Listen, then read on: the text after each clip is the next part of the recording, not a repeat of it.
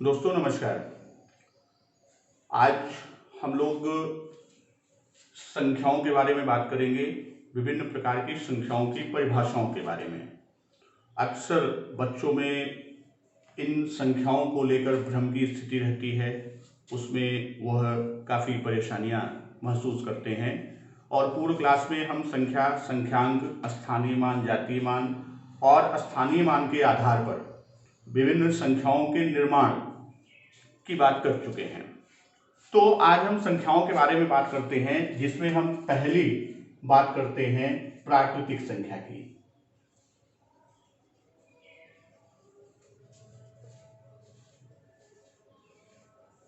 तो प्राकृतिक संख्या गिनती यानी जिन संख्याओं से गिनती की क्रिया की जाती है, अर्थात गिनती करने वाली जो संख्याएं हैं, अर्थात जो संख्याएं गिनती की क्रिया जिनसे हम करते हैं, जिन संख्याओं के द्वारा, उन्हें हम क्या कहते हैं? उन्हें प्राकृतिक या प्राकृत संख्या कहते हैं। जैसे हम गिनती में संख्याओं का इस्तेमाल करते हैं 1, 2, 3, 4, 5 डॉट डॉट डॉट आपके अनंत तक। तो ये हमारी कौन सी संख्याएं हैं? ये संख्याएं हमारी प्राकृतिक संख्याएं हैं। इन्हीं को प्राकृत संख्या भी कहते हैं और इन्हीं को प्राकृत संख्याओं को ही, यही जो प्राकृतिक संख्या है, इसी को हम क्या कहते हैं? प्राकृत संख्या भी कहते हैं। और इन प्राकृत संख्याओं को धन पूर्णांक भी कहते हैं। यही प्राकृत संख्याएं क्या कहलाती हैं? धन पूर्णांक कहलाती हैं। तो यहां तीन चीजें, जो संख्याएं हमारी 1, 2, 3, 4, 5 से लेकर अनंत तक हम जाते हैं, यह संख्याएं हमारी क्या हैं? प्राकृतिक संख्याएं हैं। इन्हीं संख्याओं के आधार पर हम क्या करते हैं? गिनती की क्रिया को संपादित करते हैं। और जिन संख्याओं से गिनती की क्रिया को करते हैं वह प्राकृतिक या प्राकृत संख्या, और इसी प्राकृत संख्या को हम धन पूर्णांक भी कहते हैं। ये पहली संख्या। फिर दूसरी संख्या की बात हम करते हैं। दूसरी संख्या हमारी है पूर्ण संख्या।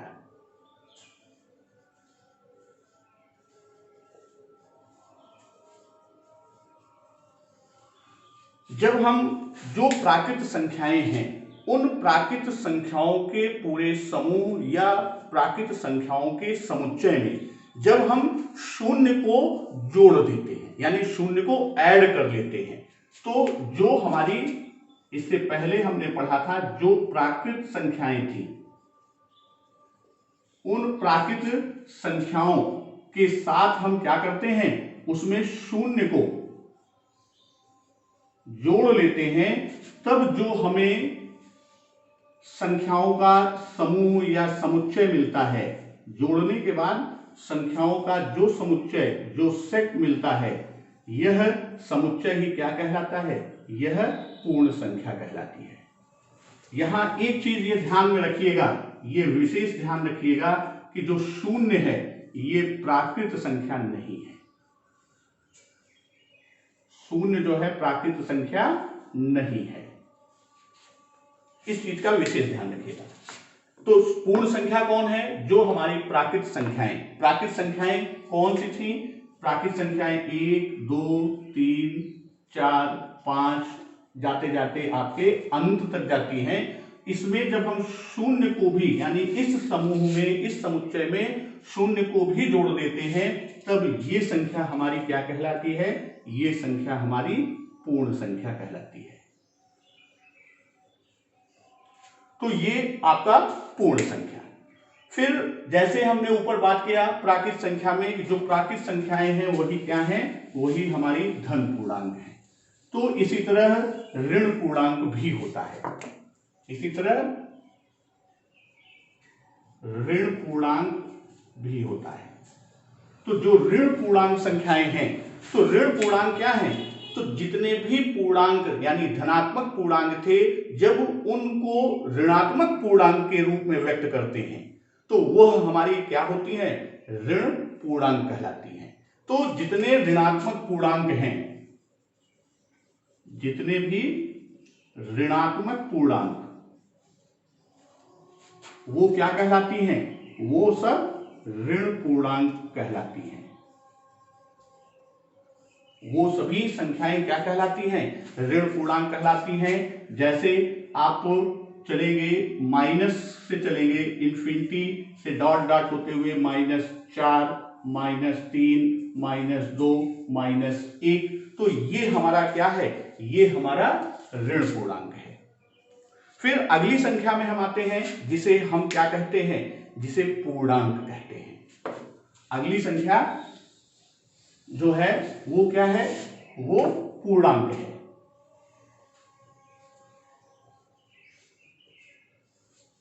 तो पूर्णांक में हमारा जो ऋणात्मक पूर्णांक, शून्य और धनात्मक पूर्णांक, इनका जो सेट बनता है, इनका जो समूह बनता है, किसका किसका? ऋणात्मक पूर्णांक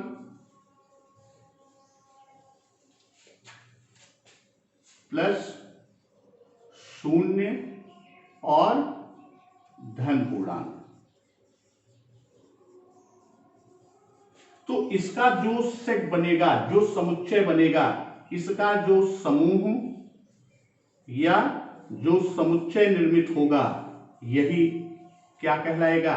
यही हमारा पूर्णांक कहलाएगा।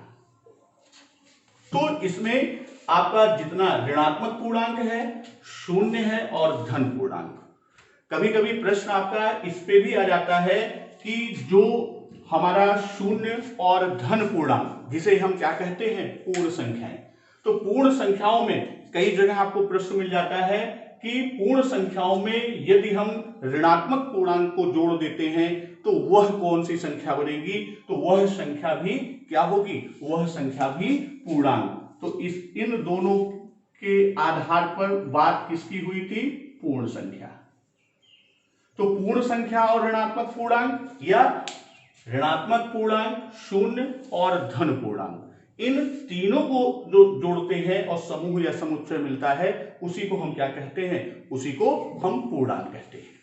अगली संख्या की बात हम करते हैं, वो कौन सी संख्या है? वह सम संख्याओं की बात होती है। तो सम संख्याएं कौन सी हैं?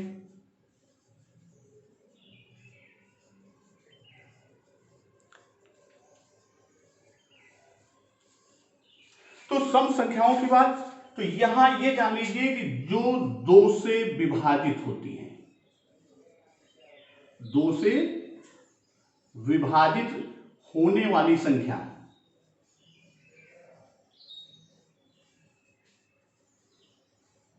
दो से विभाजित होने वाली संख्या क्या कहलाती है? वह सम संख्या कहलाती है। या इसको इस तरह से भी परिभाषित करते हैं कि 2 से विभाजित होने वाली संख्याएं सम संख्याएं कहलाती हैं। जो संख्याएं 2 से विभाजित हो जाएं उन्हें हम सम संख्याएं कहते हैं। जैसे सम संख्याओं की बात करते हैं तो 2, 4, 6, 8, 10, इस तरह से हमारी जो है ये सम संख्याएं कहां तक? अनंत तक जाती हैं। तो ये हमारी सम संख्याएं। और जब विषम संख्या की बात करते हैं, इसके बाद अगली संख्या कौन सी है? सम संख्या के बाद वो है विषम संख्याएं। विषम संख्याएं कौन होती हैं? जो 2 से विभाजित नहीं हो पाती, वो कौन होती हैं? वो विषम संख्याएं। ये 2 से जो विभाजित होगी उसे सम संख्या कहेंगे, और जो 2 से विभाजित नहीं हो पाती, 2 से विभाजित नहीं होती, वह संख्याएं क्या होंगी? वह संख्याएं आपकी विषम संख्या होगी। जैसे आपकी संख्या 3, 5, 7, इस तरह से हम जितनी भी संख्याएं जो 2 से विभाजित नहीं हो रही हैं, 9, 11, इस तरह ये हमारी कौन सी संख्याएं होंगी? ये समस्त संख्याएं हमारी विषम संख्याएं होंगी। तो जो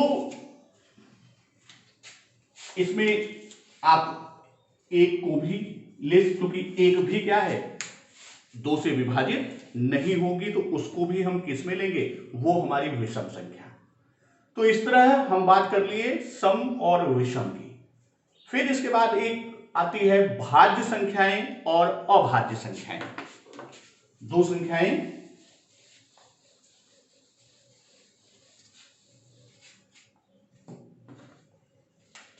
तो पहले हम बात किसकी करते हैं, भाज्य संख्याएं।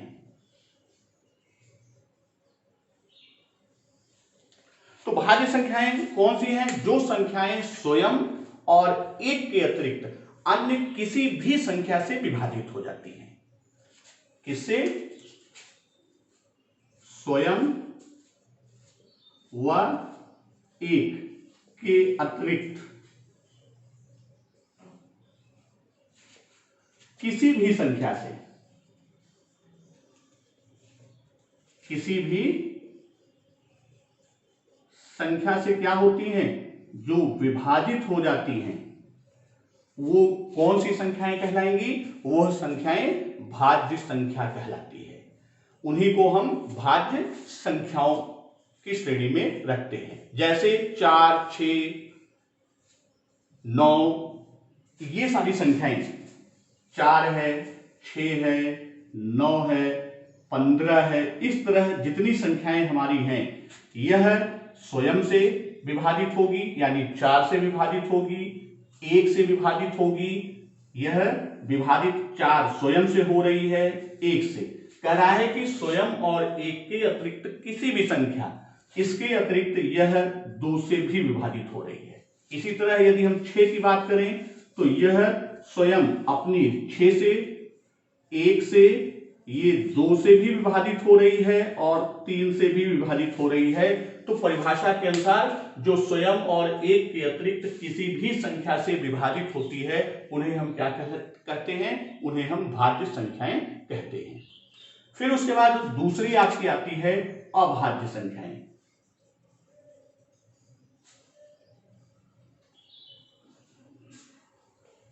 जो अभाज्य संख्याएं होती हैं, वह स्वयं और 1 के अतिरिक्त अन्य किसी संख्या से विभाजित नहीं होती। यह संख्या क्या है, यह स्वयं व 1 के अतिरिक्त किसी संख्या से विभाजित नहीं होती, किसी संख्या से विभाजित नहीं होती।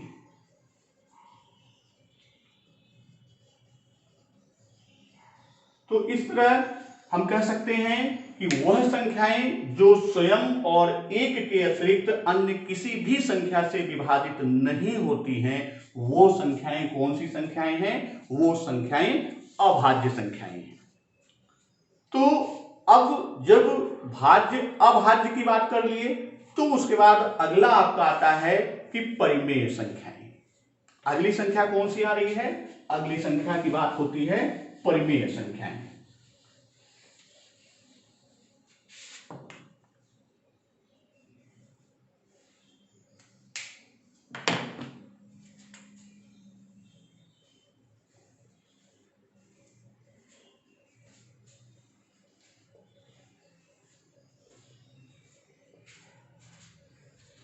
तो परिमेय संख्या क्या है, जो संख्या P/Q के रूप में लिखी जा सके।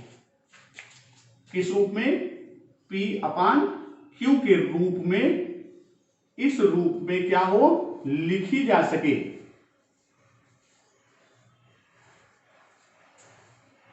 तो जिन संख्याओं को हम P/Q के रूप में क्या कर सकते हैं, उनको हम लिख सकते हैं, वह संख्याएं क्या होंगी, वह परिमेय संख्या होगी।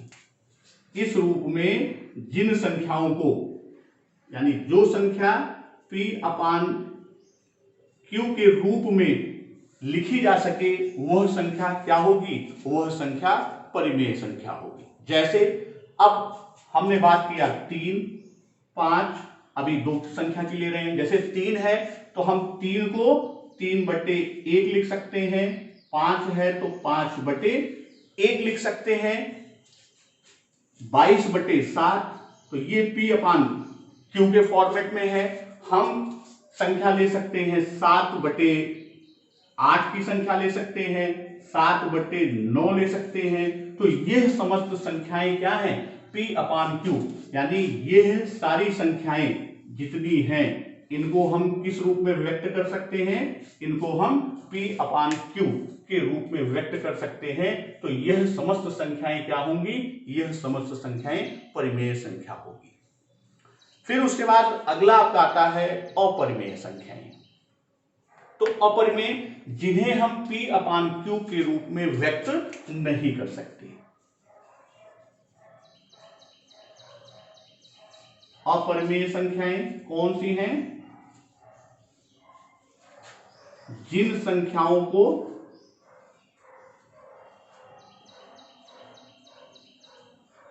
p अपान q के रूप में व्यक्त नहीं कर सकते या इस रूप में लिख नहीं सकते, वह संख्याएं किसमें जाएंगी? वह संख्याएं किसमें जाएंगी? वह अपरिमेय संख्या में जाएगी। तो जैसे 22/7 है, ये परिमेय है, लेकिन जब हम पाई की बात करते हैं तो पाई क्या है? यह अपरिमेय, क्योंकि इसे p अपान q के रूप में हम व्यक्त नहीं कर सकते। √2 है, √3 है, अगर ये संख्या की बात करें तो इनको भी हम क्या कर सकते हैं? p अपान q के रूप में व्यक्त नहीं कर सकते या p अपान q के रूप में लिख नहीं सकते। तो यह समस्त संख्याएं क्या होंगी? यह समस्त संख्याएं अपरिमेय संख्याएं होंगी। फिर अगला खंड आपका आता है वास्तविक संख्याएं। तो वास्तविक संख्याएं परिमेय और अपरिमेय दोनों। अगला है आपका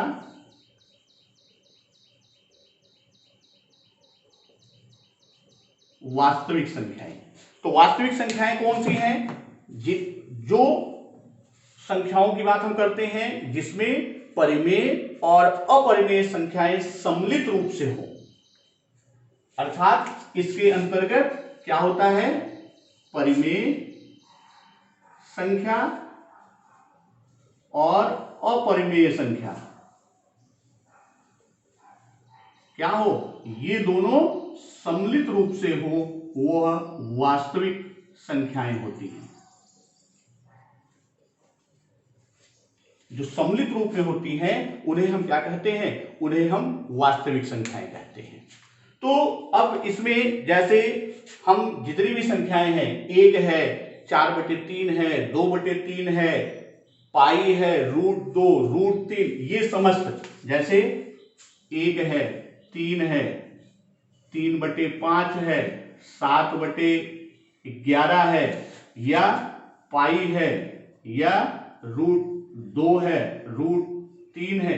तो ये संख्याएं, इनमें परिमेय संख्या भी है और अपरिमेय संख्या। तो जो ये दोनों संख्याएं मिलकर यानी सम्मिलित रूप में होती हैं उनको हम क्या कहते हैं? उन्हें हम वास्तविक संख्याएं कहते हैं। फिर हम आते हैं जो प्राकृतिक संख्या है या पूर्ण संख्या। तो इनको हम संख्या रेखा पर कैसे निरूपित करते हैं? इनका संख्या रेखा पर निरूपण की बात करते हैं।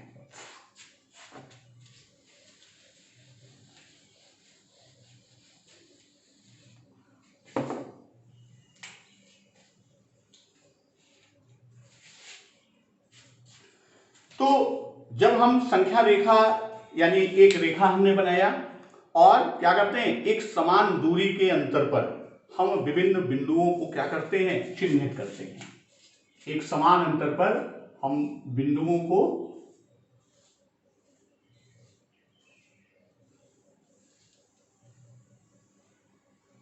चिन्हित करते हैं।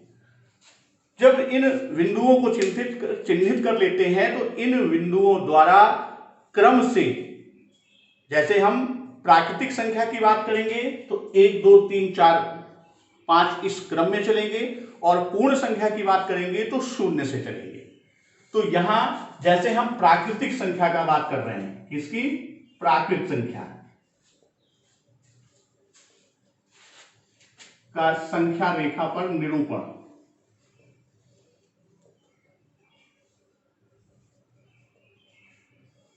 तो प्राकृत संख्या वो आपकी 1 2 3 4 5 6 7 8 9 ये बिंदु हमने चिन्हित किया और इनको हमने क्या किया, 1 से शुरू किया। क्यों शुरू किया? क्योंकि प्राकृत संख्या या वस्तुओं की गिनती 1 से प्रारंभ होती है और यह भी हम कह सकते हैं कि एक सबसे छोटी और पहली प्राकृत संख्या है। एक क्या है? एक सबसे छोटी या पहली प्राकृत संख्या है।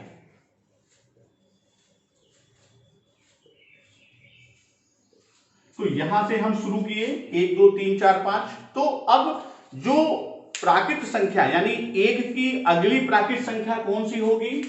1 की अगली प्राकृत संख्या 2 होगी। 2 से अगली कौन सी होगी? 3। 3 से आगे 4। 4 से आगे 5। 5 से आगे 6। तो इस तरह क्रम में यानी प्रत्येक संख्या में 1 जोड़ने पर अगली प्राकृत संख्या को हम प्राप्त कर रहे हैं। तो इस संख्या रेखा पर दो चीजें और आपकी मिलती हैं। एक पूर्ववर्ती, एक बात करते हैं किसकी? पूर्ववर्ती संख्या की, और एक आता है आपकी अनुवर्ती संख्या। इससे भी प्रश्न आता है कि इस संख्या की पूर्ववर्ती या इस संख्या की अनुवर्ती संख्या।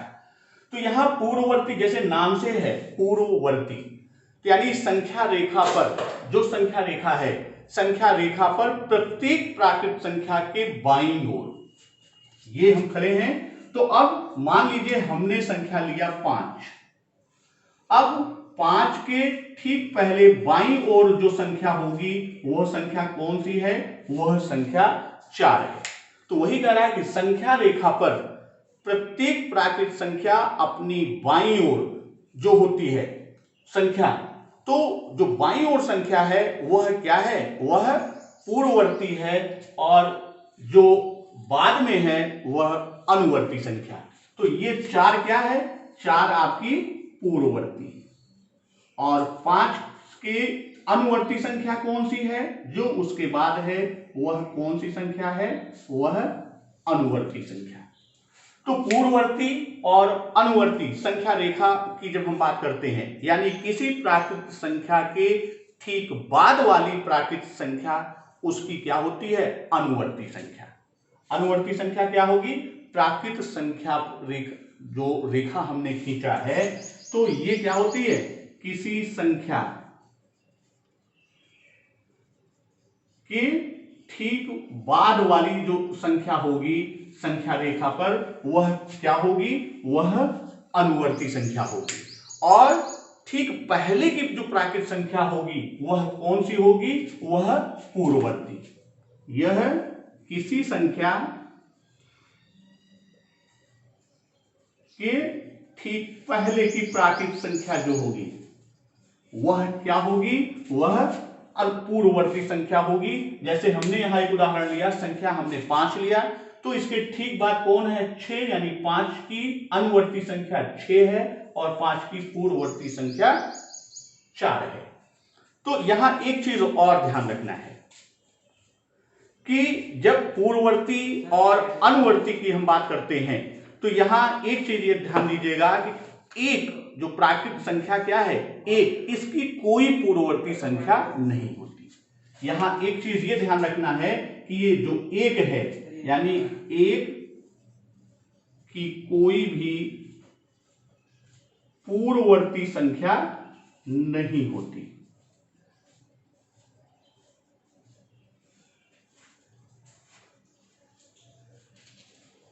ये बहुत ही महत्वपूर्ण कि क्यों? क्योंकि प्राकृत संख्याओं में एक सबसे छोटी या सबसे पहली संख्या है, इसलिए इससे पूर्ववर्ती कोई संख्या नहीं होती। दोस्तों, आज के लिए इतना ही। धन्यवाद।